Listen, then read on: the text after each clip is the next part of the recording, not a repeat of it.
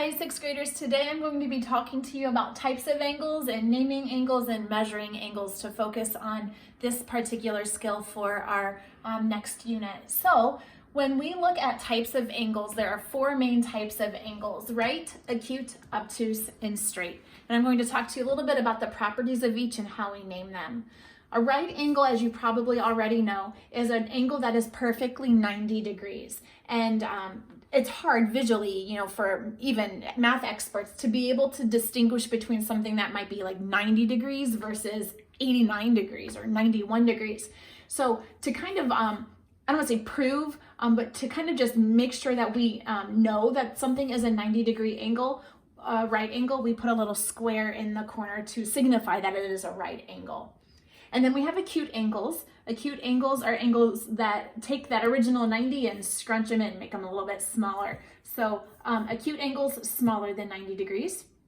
And then obtuse angles would be angles that are larger than that 90 degrees. So I start with that 90 degrees as the starting point. Smaller is acute, larger is obtuse. And then finally, we have something that is called a straight angle, and that one might be one that is new to you. Straight angles have a degree measure that is 180 degrees. So let's kind of backtrack a little bit. If this is 90 degrees, a perfect open 90, and if that angle were completely closed shut, so let's take this acute angle and completely close it shut, that would be a 0-degree angle because there's no increase to that ray.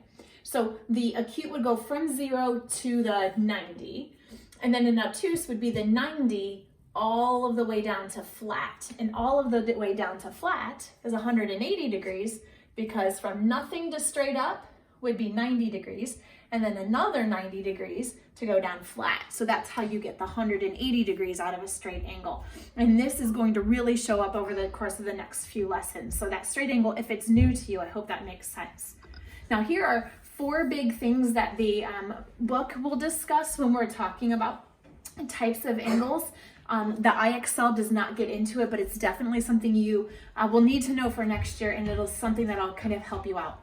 Typically, when we're measuring angles, we go counterclockwise. So you start at kind of this base angle. We call that the initial side. So you start at the initial side and measure from here up.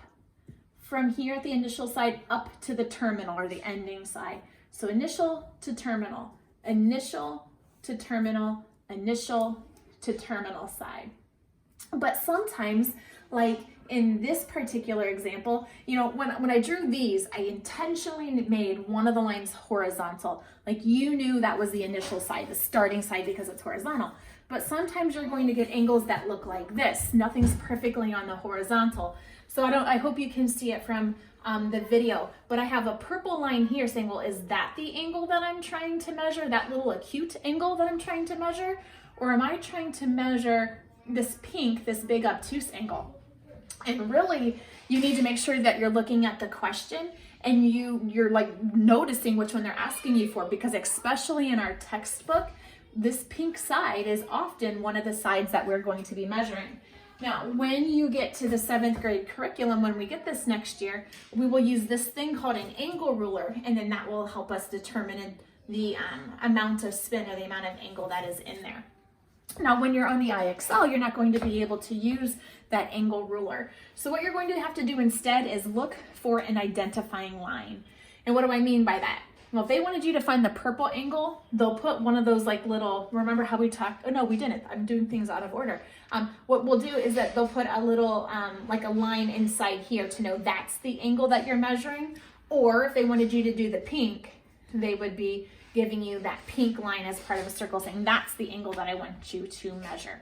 So initial side, terminal side, look for those identifying lines. And then in the IXL, you're also going to practice naming angles. So here are 3 examples of naming an angle. So I have the exact same angle 3 times. There's 3 different ways to name this angle.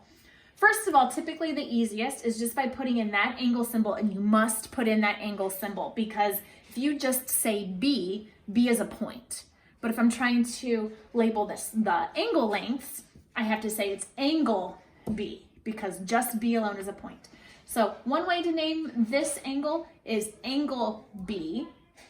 One way to name this angle is saying angle, ABC, or the third way to name this angle is calling it angle CBA.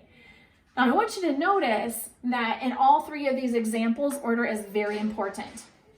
B is the center of that angle. So if you notice in the first one is just angle B because that's the angle. But in the second and third examples, notice that that B is in the middle. It goes from A to B to C, or in this one from C to B to A. The B is the center, so we're going in the order that they tell us. Again, the textbook is a little bit different than IXL. The textbook is going to focus on this version a little bit more often because, again, we're starting with that initial side and then we're going to a terminal side. So oops, I said that backwards. The textbook focuses on this one. I apologize. The initial side to the terminal. So from A to B up to C. That one will be the more common one than this one. But truly, either way is okay because it's the same shape of an angle. So going from C to B to A is going to give you the same measure as A to B to C, okay? Finally, let's practice measuring angles. Like I said, when we get to 7th grade, we are typically going to use this angle ruler instead, but we also should know how to use this with using a protractor, and your IXL is going to focus on using a protractor. So we're going to zoom in here on this first one, and I want to see if you can try to figure out the measure of that angle on your own. So I'm going to pause for a second here, and hopefully you can see that this base is like the base angle. It's at the start, and then it comes up here. Now we have to decide, is it 70 degrees or 110 degrees? And because this is an obtuse angle like we talked about above, since it's obtuse, it's gotta be the 110 because it's going past the 90. So 110 degrees for this obtuse angle, okay? For this second one, so again, I'm gonna pause and let's see if you can figure it out on your own. And did you guess 75? I hope so. We can see that the angle is less than a perfect right angle, so less than 90 degrees. It must be 75 because 105 is larger than a 90-degree right angle, and this one is acute, so it has to be smaller than 90 degrees. Okay. Let's come on over here to the third one. Once again, let's see if you can do that one on your own. And did you guess 155? So if you got 155, once again, you're noticing that this time though, they started the angle on the other side. So they have the initial side on the left, and we're going all the way over here to an obtuse angle of 155.